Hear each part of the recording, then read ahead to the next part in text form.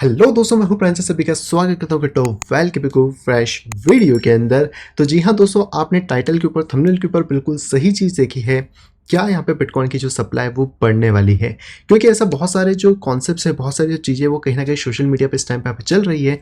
और ये सारी जो चीज़ें आई हैं वो इसलिए आई हैं क्योंकि हमें यहाँ पे युगांडा के अंदर देखने को मिला है 12 ट्रिलियन डॉलर वर्थ का गोल्ड। यानी कि अगर एक सिंपल सी भाषा में बात करें तो जितना गोल्ड आज की डेट में पूरी दुनिया के अंदर अवेलेबल है, जितना मार्केट कैप आज के टाइम में गोल्ड का है, उतना सिर्फ और सिर्फ गोल्ड युगांडा में देखने को मिला। और इसके बाद से डेफिनेटली सभी के बीच में ये भी चर्चा शुरू हो गई है कि क्या बिटकॉइन की सप्लाई भी आने वाले फ्यूचर में यहाँ पे बढ़ने वाली है, और अगर ऐसा होता है तो क्या प्राइसेस पे इम्पैक्ट यहाँ पे होने वाले हैं। ढेर सारी चीज़ें, वीडियो को आप पूरा देखिए, इसके बारे में डिस्कस करते हैं और जानते हैं कि दोनों के अंदर क्या डिफरेंसेस हैं और यहाँ पर हमें कौन सी, जो हम कह सकते हैं, मनी के पास यहाँ पे जाना चाहिए। क्योंकि गोल्ड तो गोल्ड है, लेकिन बिटकॉइन को भी यहाँ पर डिजिटल गोल्ड कहा जाता है। तो सबसे पहले हम लोग आते हैं आर्टिकल के ऊपर।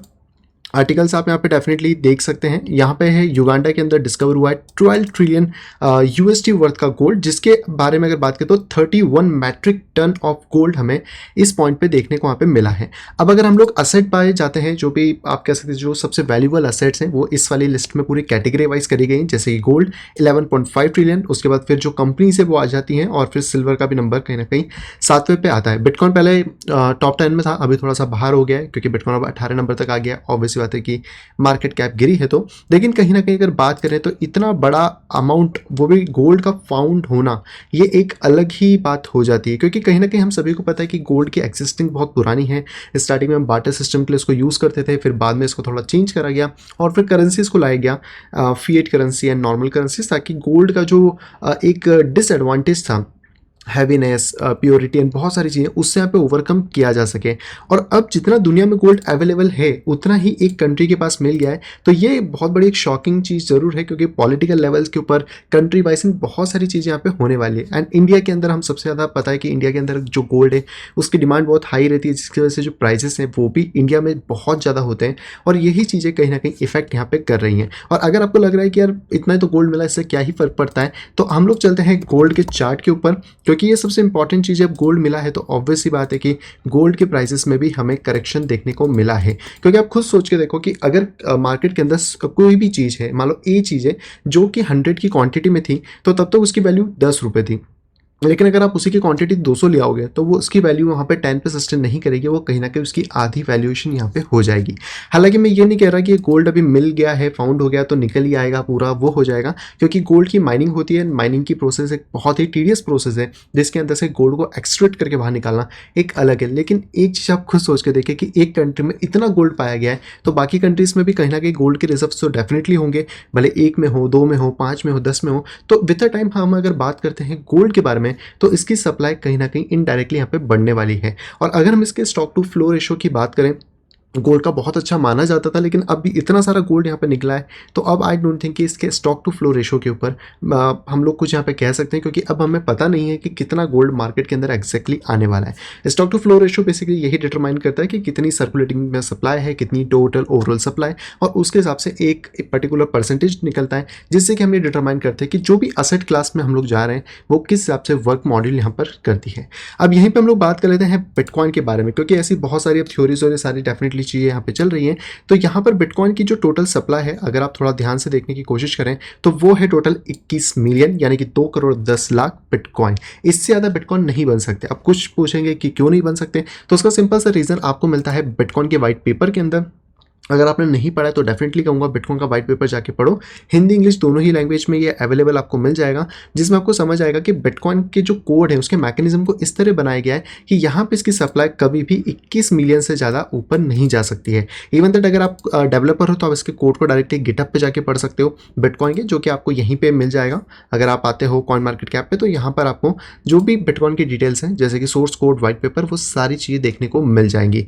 तो ये थोड़ा सा हम कह सकते हैं कि चीज़ों में बहुत अलग बनाता है। इसलिए हम लोग कहते हैं कि जो बिटकॉइन है वो कहीं ना कहीं बहुत ज़्यादा रेयर है, बहुत ज़्यादा स्केयर है, और बहुत ज़्यादा ही हम लोगों को इसको कह सकते हैं कि इस पर फोकस यहाँ पे करना चाहिए। गोल्ड की भी माइनिंग होती है, बिटकॉइन की भी माइनिंग होती है, लेकिन यहाँ पे बिटकॉइन की वैल्यूएशन जो है वो आने वाले फ्यूचर में गोल्ड को इसलिए सरपास करेगी। इवन दैट इसका जो मार्केट कैप आज हमें 11 ट्रिलियन मिला है और युगांडा का भी अगर हम मिला दें तो लगभग 22 से 23 ट्रिलियन अगर होता है तो बिटकॉइन इस चीज़ को आई थिंक 2030 तक सरपास यहाँ पे कर जाएगा। और बिटकॉइन अपना खुद का मार्केट कैप जो कि आज के टाइम में तो बहुत कम हो गया है, तो इस चीज़ को भी यहाँ पे ग्रो अप ये कर सकता है और कहीं ना कहीं आने वाले टाइम में हमें ये भी 20 से 30 ट्रिलियन की एसेट क्लास के ऊपर या उसके आसपास देखने को मिल सकता है। अब आप बोलेंगे कि इसकी जो सप्लाई है वो तो फिक्स है, लेकिन इसका आना कैसा है, कैसे जाता है। तो यहाँ पर आप अगर गूगल के ऊपर सर्च करोगे बिटकॉइन हाल्विंग तो यहाँ पे आपको सारी की सारी डिटेल मिलेंगी। जब जेनेसिस ब्लॉक यहाँ पे हुआ था 2008-2009 के आसपास में, तो यहाँ पर 50 ब्लॉक रिवॉर्ड्स और ये ब्लॉक रिवॉर्ड कह सकते हैं विथ अ टाइम यहाँ पे कम होते जाते हैं, जो कि सन 2140 के अंत तक जाके सिर्फ एक सतोशी को माइन करने के लिए माइनर्स को पूरे की पूरा पावर कंजम्पशन यहाँ पे लगाना पड़ेगा। तो यही जो चीज़ें हैं ये गोल्ड से बिटकॉइन को बहुत ज़्यादा अलग बनाती हैं। ऐसा नहीं हो सकता कि कल के दिन कोई भी आएगा बोलेगा यार बिटकॉइन में 21 मिलियन में मज़े नहीं आ रहे, हम तो उसको 50 मिलियन कर देते हैं, 100 मिलियन कर देते हैं। और ये चीज़ पॉसिबल नहीं है।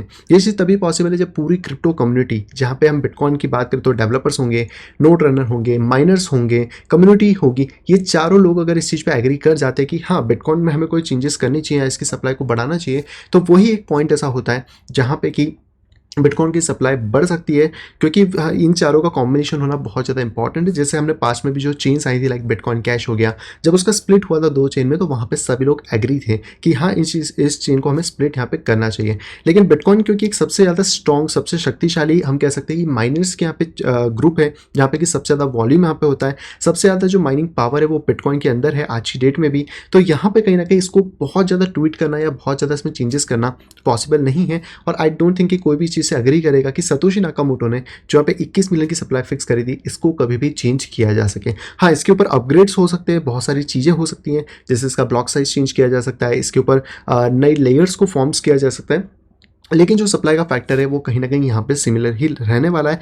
और आई डोंट थिंक इसको अगले 100 साल में भी कोई यहाँ पे छेड़ने की कोशिश करेगा, क्योंकि इसको इस तरीके से पूरा मैकेनिज्म को डिज़ाइन करा है, जो मैं आपको ऑलरेडी बता चुका हूँ कि यहाँ पे जो रिवॉर्ड्स है वो आधे होते जाएंगे और इसी की वजह से जो स्कैरिसिटी है वो यहाँ पे ज़्यादा जनरेट होगी। गोल्ड जैसा नहीं है कि यार धरती खोदी और कहीं ना कहीं से गोल्ड थोड़ा बहुत मिल गया, और ये चीज़ें हम लोगों को यहाँ पे कर सकती हैं। तो अगर आपके भी माइंड में ये चीज़ आ रही थी कि यार बिटकॉइन की कहीं कल को यहाँ पे सप्लाई ना बढ़ जाए, तो बहुत सारी चीज़ें मैंने आपके यहाँ पे क्लियर कर दी हैं।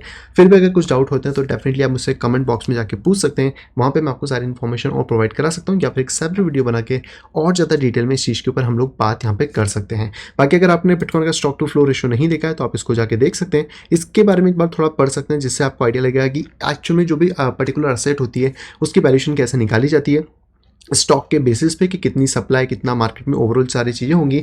और आने वाले टाइम के अंदर जो बेटर चीज़ है वो मुझे यहाँ पे बिटकॉइन ही देखने को मिल रही है। हाँ, ये सॉफ्टवेयर बेस है, थोड़ा इंटरनेट बेस है, तो वो थोड़े इश्यूज़ हो सकते हैं कि यार इंटरनेट अभी सरकार ने बंद कर दिया, तो इसमें ज़रूर नहीं कि आप पूरी तरीके से इन्वेस्ट हो जाएँ, पूरी तरीके से घुसें। जैसे कि हम अपने नॉर्मल लाइफ में करते हैं कि हम अलग अलग पोर्टफोलियोज़ बनाते हैं, कि अगर मुझे अपने पोर्टफोलियो को डेवलप करना है तो उसको हम एक डाइवर्सिफाई फॉर्म के अंदर डेवलप करते हैं कि हाँ, अगर मेरे पास चाहे बिटकॉइन हो, चाहे स्टॉक्स हो, चाहे म्यूचुअल फंड्स हों, चाहे हम लोग और भी असेट बात कर ले, रियल एस्टेट हो, तो हम एक डाइवर्सिफाई पोर्टफोलियो बना के रखते हैं। तो गोल्ड और जो बिटकॉइन है ये दोनों ही ऐसी एसेट्स हैं जिसमें हमें बैलेंस पोर्टफोलियो बनाने की ज़रूरत है, ना कि ऐसा कि हम किसी एक की तरफ ही पूरा झुक जाएं। और वो चीज़ है क्योंकि देखो गोल्ड भले ही ज़्यादा क्वांटिटी में मिल जाए धरती पे कुछ भी हो, लेकिन गोल्ड अपनी जो वैल्यू एक बना चुका है सभी के बीच में, वो कभी भी मिटने नहीं वाली है। बिटकॉइन उसके सामने बहुत नया है, बहुत ज़्यादा अर्ली है, पता नहीं गोल्ड तो कितने सालों से है हमारे पास, लेकिन बिटकॉइन कहीं ना कहीं 10-15 साल के अंदर ही इसको हुए हैं। तो यहाँ पर आप कह सकते हैं कि इसको भी बहुत सारी टेस्ट देना बाकी है, बहुत सारी चीज़ें करना बाकी हैं, और हो सकता है कि बीच में ये टेक्नोलॉजी फेल हो जाए या इससे बेटर कोई टेक्नोलॉजी भी निकल के आए। लेकिन गोल्ड ने उस चीज़ को प्रूफ कर रखा है और गोल्ड में अभी तक तो कोई चेंजेस नहीं है। तो अगर आप अपने पोर्टफोलियो में कुछ भी डाइवर्सिफिकेशन करना चाहते हैं तो बैलेंस डाइवर्सिफिकेशन करें कि आपके पास दोनों असेट क्लास हो, जिससे आप एक फ्यूचर के साथ भी चल सकें और एक करंट प्रेजेंट के साथ भी यहाँ पे रह सकें। सो दोस्तों वीडियो आप सभी को यहाँ पे पसंद आएगी, तो अगर वीडियो पसंद तो प्लीज़ वीडियो को लाइक करेगा। अगर अभी तक अपने चैनल को यहाँ पे अपने फैमिली या फ्रेंड के साथ शेयर नहीं करा है तो तुरंत जाइए शेयर करें, ताकि वो लोग भी क्रिप्टो मार्केट से अपडेटेड रह सकें। और अगर आप आए फर्स्ट टाइम इस चैनल के ऊपर तो तुरंत जाइए चैनल को करिए सब्सक्राइब, साइड में देखिए नोटिफिकेशन बेल को दबा के क्लिक करें ऑल के ऊपर, ताकि मेरे आने वाली सभी वीडियो की इन्फॉर्मेशन प्रॉपर टाइम पे पा सकें। तो मैं मिलता हूं आपसे कुछ इंटरेस्टिंग वीडियो के साथ, तब तक have a great day and bye bye.